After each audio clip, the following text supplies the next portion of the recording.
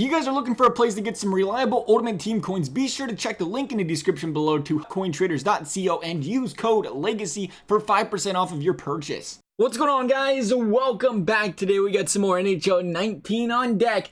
We're going out there and building an entire team of every single team's very worst contract in the league. Now, there's multiple different aspects of this in different ways. We just kind of jumbled it together.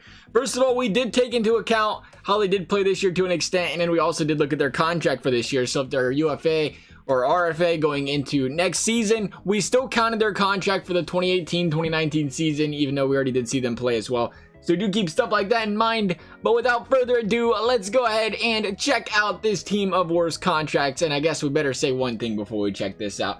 I do not mean to be taking any shots at any single team here. We're just simply pointing out some of the worst contracts. So please don't be upset by that. But let's go ahead and take a peek at what we have on deck here today.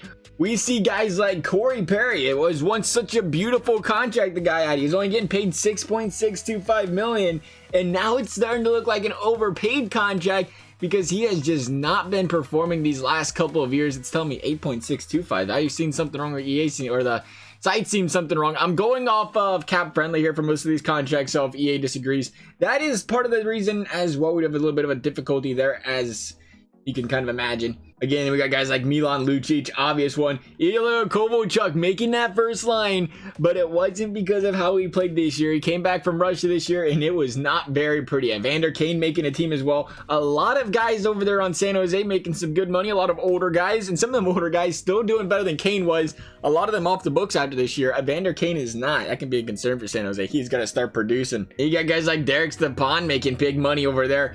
And another guy, I mean, he was a 50-point scorer, or yeah, 50-point scorer there for a little bit, but out of nowhere, he just fell out of the bottom of the boat this year over there, dropping 35 points. Not something you want to see out of a guy you're paying big money. Chicago, they was like, you know what, you can't put there, and we'll take Brandon Saad back. They was all for that contract.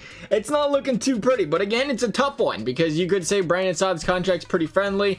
But the reason we couldn't throw somebody in where everybody's thinking Jonathan Toews here is because Jonathan Toews is indeed a very good defensive centerman. A very good defensive centerman that was actually a 82 point scorer this year. Put up a point per game. Hard to argue with the fact that he put up great defensive player, put up a lot of points. 10 mil, still a lot of money.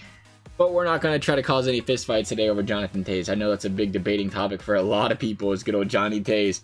What else we see on here? Oh, JVR on the first line. He's a good time because I don't understand how he got paid $7 million when he's had 1 year in his entire career that's ever been even worse $7 million. I guess he might have signed a contract that year. Another guy that's always been all about that hype. He's going to be this great player, and he got paid to be that great player. Still has to live up to it. Solid player, not $7 million solid. Paul Stastny, again, one of those guys, like we said, was kind of... It was tough to choose from because Vegas, to be fair, they have a whole bunch of guys in that 5-6 mil range, you know, when it was, you know, first building that team, draft, lottery expansion, all that fun stuff, taking a lot of guys. You can almost argue their entire team's bad cap hits because everybody was dumping them off on them, but then again, that entire team went out there and made playoffs 2 straight seasons. So we figured, you know what, Paul Stastny, I think he was making the most out of most of these guys, 6.5. That is accurate as well, out of most of those guys in that range. So I figured, you know what, throw Paul Stastny on there since he was making more than some of them guys, even though he was about the same production-wise. Hornquist, you know, demoted from Crosby's line. Is that permanent?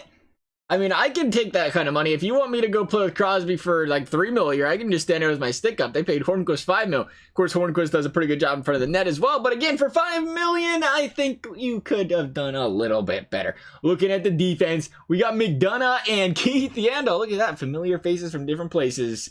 Keith Yandel made it because, well, he's getting paid quite a bit, and he's still very more offensive than defensive. $6.35 million. I think he's a little bit higher than that. No, that's actually perfectly right. Maybe I wrote down Corey Perry's wrong. Ryan McDonough, another guy who's, I mean, a lot of money. And you have to wonder, is he walking out the door this year? They have to be trading him, don't they? I mean, they have, if I'm understanding this properly, they currently have $5 million in cap space next year. Projected cap space, of course. And they still have to sign Braden Point. Braden Point's going to get more than $5 million a year. They got to make room somehow. And, you know, you got other UFA and RFA. So it's going to be interesting to see how that one works. Tyler Myers, Jonas Brodin. I threw Brodin on here. I don't know how people are going to feel about it because he's 4 mil. He's still young. He can still make, you know, this is a steal of a contract. They just got so many so many defensemen around that range. I think 5 of them getting paid $4+ million in Minnesota. And Brodin was one of the few that was 18 points minus 15 this season. I was like, you know what? Let's throw him on there. We'll see what happens. Not trying to ruffle any feathers. Then Ian Cole for Colorado getting 4.25. And then Dahan over there, what is that?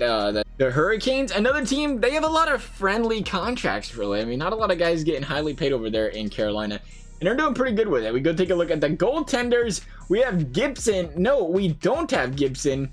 I just realized I didn't take Gibson out of the lineup, so we have to fix that. We actually have Corey Snyder and Henrik Lundqvist. Snyder is chilling in the AHL. Let's fix that real quick. But we had Snyder because, well, he was a premier goalie, much like Lundqvist. And both of them, age is seeming to catch him. Now, Lundqvist a little bit more different than Corey Snyder and his injury problems. But Lundqvist, you know, the team in front of him, obviously not the hottest. But over the years, Lundqvist has carried that bad defense. And this year, not so much. So Lundqvist being the highest paid player on that team did make the team. We look at the scratch players. James Neal, Kyle Okposo. Carl Osner did make the team. I don't know how, because he's chilling in the AHL in Montreal right now.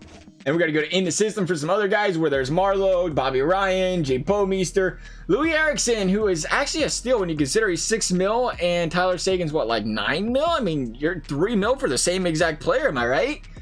Oh, the good old Tyler Sagan for Eriksson trade. Those are the days. I wish the Blue Jackets make a trade like that. You know, maybe like a Sod for Panarin or something. But like Eriksson for Sagan instead, because Sagan's cuter and he's going to stay with us because he loves us. Franz Nielsen. That's right, Panarin. We love you too. Don't worry, buddy. You're welcome to come back to Columbus anytime you want. Quick sales pitch. We are very friendly people here. Still got a chance, pal. You still got that chance. Spezza, Andrew Ladd. Speaking of bad contracts, there's Brandon Dubinsky, and that caps it all off. I think our goaltender is indeed Corey Snyder down here. He is. We will send him up. We will call down good old John Gibson. And once that is taken care of, now we can go ahead and sim up this season and see how this team does. See if they can make the playoffs or not. When we finish up the sim of the season, I'll catch you guys back here and see how our lovely team of worst contracts did. Here we are wrapping up the season, though. Looks like we put together a pretty solid one. We should easily have 100 points here. About 105, 94, 103. 103 point season. I'm assuming that's going to make us playoffs. So our team of worst contracts, maybe it wasn't too bad after all. We did have a couple solid players in here. Just because it was bad contracts didn't necessarily mean they was bad players. It meant more maybe they got paid just a little bit too much for what they're going to give you, or just, you know, whatever. I don't know. One of these days, though, I'm going to click on that point screen there and think it's the proper point screen. They give you the point screen for the playoffs on the, you know, the season point screen, and the playoff screen, they give you the regular season stats. They like to confuse you. You know what it was, though? Because you had guys like Kovalchuk that never got those downgrades yet for the year, and JVR both putting up 78 points. They would be worth the contracts if they could do that. 58 at the end, same story. If you could put that plus 23 up like that, TJ Oshie 57, that's about average for him. Stastny 52, Turris 47, 43 out of Hornquist, putting up about the average numbers as well. Who is the worst players on our team? You know, Pozo Alsner, they never got to play. Lucic and Brodin, they haul a bunch of defensemen, and then there's Lucic down there at 10 points. Like 45 penalty minutes though.